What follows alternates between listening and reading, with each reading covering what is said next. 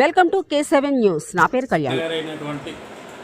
మనకి నాన్నగారు ఎమ్మెల్యే చేసినప్పుడు మన్యంలో ఒక గుడ్ విల్ నాయకుడు అంటే ఇట్లా ఉండాలి, నాయకుడి దగ్గరికి వెళ్తే న్యాయం జరుగుతుంది అనేది చాలామంది మన్యం అంటేనే ఒక ప్రజల్లో ఒక నమ్మకమైన వ్యక్తిగా నాన్నగారు మెచ్చారు.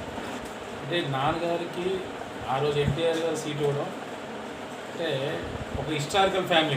అంటే ఏజెన్సీ ప్రాంతంలో ఎన్టీఆర్ గారు మా ముత్తాతలు కూడా ఫ్రీడమ్ ఫైటర్,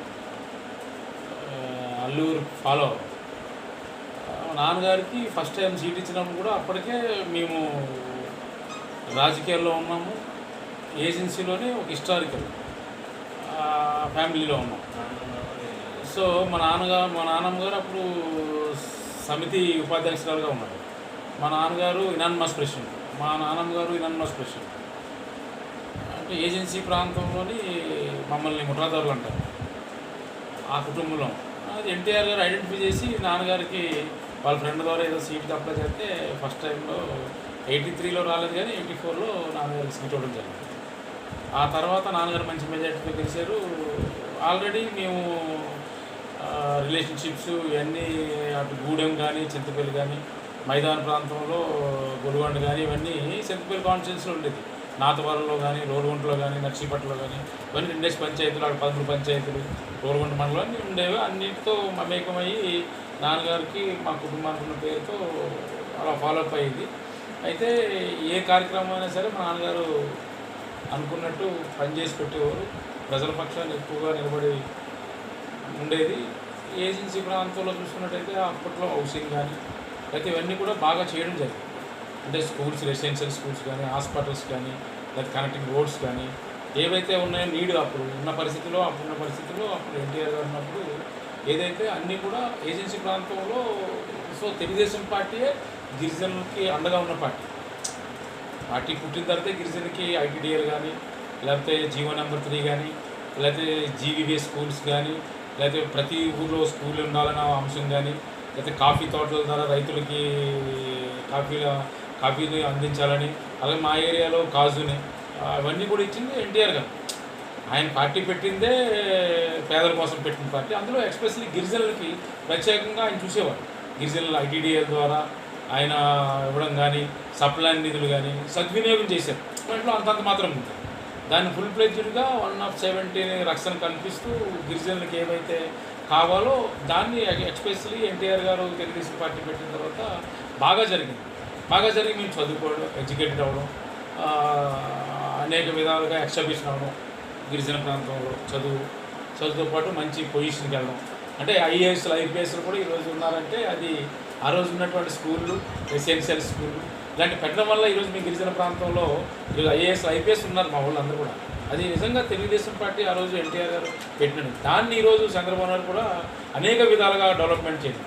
విదేశాల్లో కూడా వెళ్ళి చదువుకునే అవకాశం కల్పించింది మన బాబు గారు వచ్చిన తర్వాత అనేక విధాలుగా అన్నిటికీ సంరక్షిస్తూ అన్నీ చేశారు. జీవో నెంబర్ 3 ఇంప్లిమెంట్ చేసింది బాబు గారు. ఆ రోజు ఉన్నటువంటి గవర్నమెంట్ చంద్రబాబు నాయుడు గారు కానీ, ఎన్టీఆర్ గారు కానీ తెలుగుదేశం పార్టీ తీసుకున్నటువంటి చొరవనే మా భావన. వాసులు ఏజెన్సీ అంటేనే ఒక మంచి బెటర్ అని. సో అట్లాంటిది తెలుగుదేశం ప్రభుత్వం ఎంతవరకు చేసినా, మీ నాన్నగారు కూడా 2-3 దఫాలుగా చేసిన వైసీపీకి ఎందుకు కట్టబడాల్సి వచ్చింది? ఏటి లోపం, అక్కడ ఏం జరిగింది, అసలు మన్యవాసులు ఎందుకు డైవర్ట్ అవ్వాల్సి వచ్చింది, వైసీపీకి ఎందుకు అంటే గిరిజన ప్రాంతంలో దేనికైనా కట్టుబడి ఉంటారు వాళ్ళు, దేనికైనా సరే. అంటే ఒక మాట ఇచ్చారంటే మాట కట్టుబడి ఉంటారు. ఏది రాష్ట్రం అంతా ఒక ఛాన్స్ ఇవ్వాలని జగన్మోహన్ రెడ్డి పాలన బాగుంటుందేమో అని ఒక ఆలోచనతో గిరిజనులు ఒక నమ్మడం అయితే వాస్తవం నమ్మి మోసపోయాం. గిరిజనుడికి మోసం చేసిన గవర్నమెంట్ ఏదైనా ఉందంటే ఒక జగన్మోహన్ రెడ్డి గవర్నమెంట్. మీరు అన్నది వాస్తవా లేదనేది రేపు వచ్చే స్థానిక ఎన్నికల్లో ఈరోజు అల్లూరు జిల్లాగా ఏర్పడ్డది. రేపు ఉమ్మడి జిల్లాలో పోటీ చేస్తామా, సో అల్లూరు జిల్లాలో పోటీ చేస్తామా, రేపు స్థానిక సంస్థలో ఇంకా ఏజెన్సీ ప్రాంతంలో ఉన్నది అనుకుంటున్నారు వాళ్ళు. లేదు రేపు చూద్దాం, రేపు స్థానిక సంస్థలో చూద్దాం. అది కూడా వాళ్ళ మీద నమ్మకం, మా మీద నమ్మకం. మాకున్న పండుగ ఏంటంటే ఆదివాసుల దినోత్సవం. ప్రపంచ ఆదివాసుల దినోత్సవం రోజు 5 సంవత్సరాలు దద్దమ్మగాడు జగన్ గవర్నమెంట్లో ఆయనకే పట్టం కట్టారుగా. ఏ రోజైనా ఏజెన్సీ వచ్చాడు ఆయన వచ్చి మా ఆదివాసుల దినోత్సవం రోజు ఒక పండగను కానీ ఏర్పాటు చేసాడు ఆయన. ఈరోజు దద్దమ్మ అంటాను నేను, నీకు చేత కాలేదు, నువ్వు ఈరోజు ఇంకా స్ట్రోలింగ్ చేసుకుంటున్నారు ఏజెన్సీ ప్రాంతంలో. ఈరోజు ఎమ్మెల్యేలు ఎంపీలు కొంతమంది గెలిచిన వాళ్ళు ఏ చెప్తున్నారు, సొల్లు కబుర్లు ఎన్నొద్దు. మీ గవర్నమెంట్లో ఏం చేశారు, మా గవర్నమెంట్లో సంవత్సరం అయింది ఏం చేసాము, మేము దేనికైనా సిద్ధం. ఎందుకంటే ప్రపంచ ఆదివాసీ దినోత్సవాల రోజు రాలేనోడు మా ట్రైబుల్కి ఆయన ఏ విధంగా సహకరించారు. ఈరోజు గవర్నమెంట్ వచ్చి రెండోసారి ఫస్ట్ సార్ చంద్రబాబు నాయుడు గారు హెడ్ క్వార్టర్లోని పాడేరు వచ్చి నాకు మరో జన్మ అంటూ ఉంటే గిరిజన ప్రాంతంలో ఇంత గ్రీనీస్గా ఉన్నటువంటి ప్రాంతంలో నాకు చాలా ఇష్టమైన ప్రదేశం, నేను ఎన్నో ప్రపంచ దేశాల్లో తిరిగాను, నాకు ఇష్టమైనటువంటి ప్రదేశం పాడేరు గిరిజన ప్రాంతంలో పుట్టాలని ఉంది అన్నప్పుడు గిరిజనులుగా నేను గర్విస్తున్నాను. ఆయన అన్న మాటకి ఈరోజు గిరిజనులుగా మేము గర్విస్తున్నాం. ఎవడా మాట అనలేదు, ఏలేరు వచ్చేరు ఏదో చేసుకున్నారు వెళ్ళిపోయారు. కానీ ఆయన అన్నాడు, ఆయన భావన అది, గిరిజనుల మీద ఉన్నటువంటి ఆయనకున్నటువంటి అపారమైన ప్రేమ అది. నేను నిజంగా చెప్తున్నాను, నా జీవితంలో ఆయన మర్చిపోలేను. నేను బ్రతుకున్నంతసేపు నా కుటుంబంలో అందరం కూడా తెలుగుదేశం పార్టీ చంద్రబాబు నాయుడికి ఈరోజు పూజిస్తాం. అంత మాట అన్నాడు ఆయన. గిరిజనులు అంత గర్వంగా చెప్పుకున్నటువంటి ఆయన అనుభూతికి నాకే హ్యాపీ అనిపించింది, ఒళ్ళు పులకరించిపోయింది. సో అలాగా చంద్రబాబు నాయుడు లాగా ఎవరు మమ్మల్ని అంత దగ్గరని హక్కును చేసుకున్నటువంటి ఏ నాయకుడు ఉన్నాడు, ఏదో చెప్పేసి వెళ్ళిపోయినటువంటి పరిస్థితి. కానీ అలాగే మా ఆరాధ్య దైవం 2014 ఎన్నికల్లోనే మోదకొండమ్మ అమ్మవారిని ఫెస్టివల్గా ఆ రోజు ఆయన ఇవ్వడం జరిగింది. అలాగే మొన్న వచ్చిన వెంటనే అక్కడ మా వాళ్ళు ఏమన్నారంటే కొద్దిగా ప్రాబ్లం ఉందా అమ్మవారికి కొద్దిగా చేయండి అంటే 2 కోట్ల రూపాయలు వెంటనే శాంక్షన్ చేయడం జరిగింది. ఈరోజు గిరిజనులకి 50 సంవత్సరాలకి మేము ఎంతో ఇబ్బందులు పడుతున్నాం, 50 సంవత్సరాలు సరైన పౌష్టికారాలు లేక వాళ్ళు వృద్ధులైపోతున్నారు, వాళ్ళకి జీవనోపాధి ఇబ్బంది అవుతుంది, బతుకు బండి సాగలేకపోతారని చెప్పేసి ఆయన ఆలోచన చేసి 50 సంవత్సరాలపై యాక్షన్ పెట్టింది ఎవరు, గిరిజనులకి చంద్రబాబు నాయుడు గారు. 200 రూపాయలు యూనిట్ కరెంట్లు ఫ్రీగా ఇచ్చింది ఎవరు, చంద్రబాబు నాయుడు గారు. ఈరోజు ప్రతి ఊర్లో కనెక్టింగ్ రోడ్లు ఇచ్చింది ఎవరు, చంద్రబాబు నాయుడు గారు. ముఖ్యమంత్రి వర్యులు పవన్ కళ్యాణ్ గారు వచ్చి అధికారికంగా లాంఛనం చేశారు.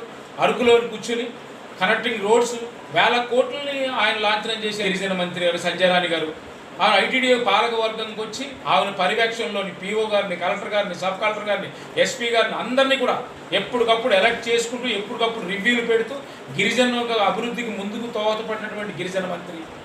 గతంలో మంత్రి ఉన్నటువంటి గిరిజన మంత్రి టిక్టాకులు చేసుకుని జగన్మోహన్ రెడ్డి మెప్పించుకుని టిక్టాకులు చేసుకుని ఇంటికాడ కూర్చున్నటువంటి మంత్రి. అంత దౌర్భాగ్యం ఈరోజు గిరిజన ప్రాంతంలోని. మేము ఈరోజు గర్వంగా చెప్తున్నాం, ఈరోజు తెలుగుదేశం పార్టీ చేసిన అభివృద్ధి చెప్తున్నాం. మేము ఈరోజు సంవత్సర కాలంలో ఏ విధమైనటువంటి పరిపాలన ఇచ్చాము, ఏ విధంగా మా మంత్రులు వచ్చారు, ఏ విధంగా ప్రజలను ఆదుకుంటున్నారు, ఏ విధంగా గిరిజన ప్రాంతంలో ఈరోజు ముందుకు తీసుకెళ్తున్నారని చెప్పి మేము సిద్ధంగా ఉన్నాం. మీకు చేతన అవ్వలేదు, మీకు ఈరోజు గిరిజన ప్రాంతంలో మిమ్మల్నే గెలిపించారు. ఈరోజు నిజంగా చెప్తున్నాను, పిల్లలు చనిపోయారు, ఏఎన్ఎంలు తీసారు నిర్దాక్షిణంగా. స్కూల్లో ఏఎన్ఎంలు ఉంటారు, వాళ్ళు తీసుకెళ్ళి ఏమైనా స్కూల్ పిల్లలు 10th క్లాస్ లోపల పిల్లలకి ఎవరైతే చదువుకున్నటువంటి పిల్లలు ఉన్నారో జ్వరాలు చిన్న చిన్న ప్రాబ్లమ్స్ వస్తే హాస్పిటల్కి తీసుకెళ్ళి వాళ్ళు వైద్యం చేసుకొచ్చినటువంటి ఏఎన్ఎంలు తీసారు. మీరు తీసేసి పిల్లలు శ్రమ గవర్నమెంట్లు అయిపోయారు మన వాళ్ళు. ఎంత దౌర్భాగ్యం అంటే ఇలాంటి దౌర్భాగ్యమైన పరిస్థితి జగన్మోహన్ రెడ్డికి ఉంది, అక్కడ ఉన్నటువంటి మంత్రివర్గంకి ఉంది, శాతకాని మంత్రులు ఉన్నారు. ఆ రోజు ఉన్నటువంటి పరిస్థితి ఈరోజు మేము ఉన్నాం. ఈరోజు గవర్నమెంట్ తెలుగుదేశం గవర్నమెంట్ ఉంది, అభివృద్ధి చేస్తున్నారు, క్లియర్ కనిపిస్తుంది.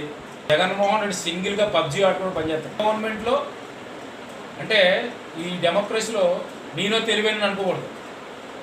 చుట్టూ సీఎంకి ఐఏఎస్లు ఉంటారు, ఐపీఎస్లు ఉంటారు, వాళ్ళకి అడ్వైజర్స్ ఉంటారు. వాళ్ళందరూ కూడా పర్యవేక్షణ చేసుకున్న తర్వాత ఆశ చూసి వేయవలసిన పరిస్థితి ఉంది. చంద్రబాబు నాయుడు అన్నీ తీసుకుంటారు, అన్నీ క్రోడీకరించుకుంటారు. దీనివల్ల ఉపయోగం ఉందా, నష్టం ఉందా, ఎన్ని ఉన్నాయా, ఎన్ని రెవెన్యూ ప్రాబ్లం ఉందా, ఏమన్నా అన్నీ తీసుకుంటారు. తీసుకుని ఆయన ముందుకెళ్తారు. జగన్ డిసిజన్ తీసుకుంటాడు కరెక్టే. ఏ డిసిజన్ తీసుకుంటాడు? భూములు అమ్మేసుకోవడం, సారా డబ్బులు రావడం. ఇప్పుడు ఏ డిసిజన్ తీసుకున్నాడంటే మనం ఏం పెడుతున్నాం, ఓ టీ తాగడానికి ఫోన్పే చేస్తున్నాం. కానీ ఆ రోజు లక్షల కోట్లు మందు ద్వారా ఫోన్పే చేయడానికి లేకుండా డిసిజన్ తీసుకున్నాడు. అలాగే భూములన్నీ తాకట్టేసి మందు షాపులు తాకట్టేసాడు, అది డిసిజన్ తీసుకున్నాడు. కలెక్టర్ ఆఫీసులు తాకట్టు అది డిసిజన్ తీసుకున్నాడు. అలాంటి డిసిజన్లు బ్రహ్మాండం తీసుకుంటాడు. నాడు నేడు కార్యక్రమంలోని కాంట్రాక్టర్ కడపలను తీసుకొచ్చి చక్కగా చేయడానికి ఆయన డిసిజన్ తీసుకున్నాడు. అలాంటి డిసిజన్ టాప్ డిసిజన్. ఆయన మంచి మేకర్. ఆయన ప్రజల భవిష్యత్తు కోసం తీసుకోవడం ఆయన డిసిజన్. పబ్జీలు ఆడుకుంటే బ్రహ్మాండం తీసుకున్న డిసిజన్. చంద్రబాబు నాయుడు గారి డిసిజను, ఆయనటువంటి నిబద్ధత నిగ్రహత ఉన్నటువంటి నాయకుడు చంద్రబాబు నాయుడు ఈరోజు దేశంలో అగ్ర రాష్ట్రాల్లో అగ్రదేశాల్లో ఒకరుగా ఈరోజు చంద్రబాబు నాయుడు గుర్తింపు ఉన్నారు. ఈరోజు ఆయన ఏ డిసిజన్ తీసుకున్నా కరెక్ట్ డిసిజన్ తీసుకుంటారు. పవన్ కళ్యాణ్ గారికి ఇచ్చే పవన్ కళ్యాణ్ గారు డిసిజన్ తీసుకున్నారు. అలాగే లోకేష్ గారు కూడా ఈరోజు పాదయాత్ర చేసి ఆయన కూడా ప్రతి విషయం కూడా క్షుణ్ణంగా చేసి ఆయన చదువుకున్నటువంటి విద్యార్థులకు చదువు ఎలా ముందుకు తీసుకెళ్ళాలని ఆయన కూడా మేధావి. చదువుకున్నాడు. ఎక్కడ చదువుకున్నాడు? యుఎస్లో చదువుకుని ఈరోజు బ్రహ్మాండం చదువుకున్నటువంటి వ్యక్తి. ప్రతి ఒక్కరు చెప్పినా చంద్రబాబు నాయుడు గారు ఆలోచించేసి డిసిజన్ తీసుకుంటారు ఫైనల్గా, మంచా చెడ్డ అని చెప్పేసి. వీళ్ళు చెప్పిదే కాదు. ఇకపోతే ఈరోజు సూపర్ 6 పథకాలు ఏదైతే చంద్రబాబు నాయుడు గారు హామీ ఇచ్చారో ఆ హామీల్లో భాగంగా ఈరోజు గ్యాస్ కానివ్వండి, మహిళలకు ఉచిత గ్యాస్ కానివ్వండి, అలాగే ఈరోజు ఉచిత బస్ కార్యక్రమం కానివ్వండి, అలాగే తల్లికి వందనం కార్యక్రమం ప్రతి ఎంతమంది ఉంటే అంతమందికి. నీకు చేత కాలేదు ఆ రోజు చెప్పు పాదయాత్రలోని సిపిఎస్ రద్దు అన్నావు. ఎంతమంది పిల్లలు ఉంటే అంతమందికి నీకు తల్లికి వందనం ఇస్తానన్నావు. నువ్వు ఎక్కడ ఇచ్చావు నువ్వు? ఈరోజు చంద్రబాబు నాయుడు గారు చెప్పారు తల్లికి వందనం ఎంతమంది పిల్లలు ఉన్నా అంతమంది పిల్లలకి ఇస్తాను అని చెప్పి లాంచ్ చేశారు. అది కూడా సూపర్ 6లో భాగంగా తల్లికి వందనం. ఇది తెలుగుదేశం లేదా కమ్యూనిస్టు, కాంగ్రెసు, వైసీపీ అనేది ఎవరు పిల్లల నుదుటి మీద రాసి ఉండదు, తల్లిదండ్రుల నుదుటి మీద రాసి ఉండదు. ఇది కరెక్ట్ అభియోగం కాదు. మీరు ఏదో చేయాలన్న అభియోగం తప్ప అది కరెక్ట్ కాదు. స్కూల్లో ఏ రికార్డు ఉందో ఆ రికార్డు ప్రకారంగా ఆన్లైన్లోకి వచ్చినటువంటి ప్రతి ఒక్కరికి కూడా ఆ కోడ్ కోడ్ ఉంటుంది, స్టూడెంట్ కోడ్ ఉంటుంది. ఆ కోడ్ని ఆధారిత చూసుకుని అందరికీ ఇవ్వడం జరిగింది. ఒకవేళ ఇన్ కేసు రాకపోతే మళ్ళీ గ్రీవెన్స్ పెట్టారు. ఏమైనా డిఫెక్ట్స్ ఉంటే సచివాలయాల్లో మనం సచివాలయాల్లో తెలియజేశారు, తల్లిదండ్రులకు తెలియజేశారు. తెలుగులో మీకు రేషన్ కార్డు ఇబ్బంది ఉంది, లేకపోతే సరైన మీకు ఆధార్ కార్డు సరిగా లేదు, లేకపోతే మీకు ఇన్కమ్ ట్యాక్స్ కడుతున్నారు, ఇవన్నీ కూడా మీకు భూమి ఎక్కువ ఉంది, ఇవన్నీ కూడా తెలుగులో మెన్షన్ చేశారు. ఏమన్నా ఉంటాయి మళ్ళా మీరు రెక్టిఫై చేసుకోండి అని చెప్పేసి గ్రీవెన్స్ పెట్టారు. ఎవరైనా అందరూ పెట్టుకోవచ్చు, అది ఇబ్బంది లేదు. కాకపోతే మీకు ఏదో నెపం చేయాలా, ఏదో ఒకటి చేయాలా అన్న బ్యాడ్ ప్రాపకాండ్ చేయాలన్న ఆలోచన తప్ప అదైతే కరెక్ట్ కాదని నేను చెప్తున్నాను. ఇకపోతే వీళ్ళు ఏం చెప్తారంటే ఫ్రీ బస్కి ఆధార్ కార్డు, మేము అడిగింది ఆధార్ కార్డు ఇమ్మన్నారు. వీళ్ళు రేపు ఏం చెప్తారంటే వీళ్ళు ఏదో ట్రోల్ చేసుకోరు కదా, ఏమని చెప్తారంటే సభ్యత కార్డు ఉంటేనే బస్సు ఎక్కిందని చెప్తారు. నమ్మబోకండి, ముందుగా చెప్తున్నాను. ఎందుకంటే రేపు నుంచి అదే చేస్తారండి. విపరీతంగా ఆదరణ పెరిగింది. ఈరోజు స్కూల్ పిల్లలకి ఎక్కడికి వెళ్ళినా సరే వాళ్ళకి ఫీజు కట్టుకోలేకపోతున్నారు. ఏంటి ఐడి కార్డులు పెట్టుకుని బస్ పాసులు తీసుకోలేకపోతున్నారు. వాళ్ళందరికీ ఉపయోగపడుతుంది. ఈరోజు మహిళలకు అందరికీ ఉపయోగపడుతుంది. అయితేనే ఈరోజు చంద్రబాబు నాయుడు గారు రెవెన్యూ ఎలా చేయాలా, ఎలా ఖర్చు పెట్టాలో తెలుసు. అనేకమైనటువంటి ఫ్యాక్టరీస్ అనేకమైనటువంటి వచ్చి దాని ద్వారా రెవెన్యూ వచ్చి ఏవైతే స్కీమ్స్ ఉన్నాయో అవన్నీ అమలుపరచాలని ఒక ఆలోచనతో చేస్తున్నటువంటి తరుణంలో ఈరోజు ఎన్నో చేస్తారు. ఈరోజు పిఎం కిసాన్ కింద ఈరోజు రైతులకి డబ్బులు పడ్డాయి. అవన్నీ క్లియర్గా తెలుసు అందరికీ. మీరు ఎన్ని చెప్పినా సూపర్ 6 వెరీ క్లియర్గా సక్సెస్ అయ్యాం. ఖచ్చితంగా రేపు రానున్న రోజుల్లో చంద్రబాబు నాయుడు గారికి ఇంకా మళ్ళీ ఓటమి అనేది చెందదు, సమస్య లేదు. రేపు ఈ రాష్ట్రంలో రేపు స్థానిక సంస్థలను నిరూపిస్తాం. మేము వాళ్ళ కాదు బీపారాలు కూడా సింపేసి దౌర్జన్యాలు చేసేసి అక్రమ కేసులు పెట్టేసి మమ్మల్ని భయభ్రాంతులు చేసి ఆ రోజు ఇనాన్మస్గా గెలిచినట్టు సర్పంచులు, ఇనాన్మస్గా జడ్పీటీసీలు, జిల్లా పరిషత్తులు, ఎంపీపీలు మీరు చేసుకున్నటువంటి దౌర్భాగ్యం మాకు లేదు. ప్రజల ఆదరణలతోనే మేము గెలుస్తాం. రేపు స్థానిక సంస్థలో ప్రతి జిల్లాలో జడ్పీటీసీలు, ఎంపీపీలు గెలుస్తాం. రేపు రానున్న రోజుల్లో 29లో మళ్ళీ ఇదే గవర్నమెంట్ ఖచ్చితంగా కూటమి గవర్నమెంట్ ఏదైతుందో ఆ గవర్నమెంట్ని మళ్ళీ ఏర్పాటు చేస్తాం. నీకు ఇంకో మరో ఛాన్స్ అనేది లేదు. ఒక ఛాన్స్ ఇచ్చారు, నీకు ఎటువంటి పరిస్థితుల్లో ఛాన్స్ అనేది లేదు. ఇంకా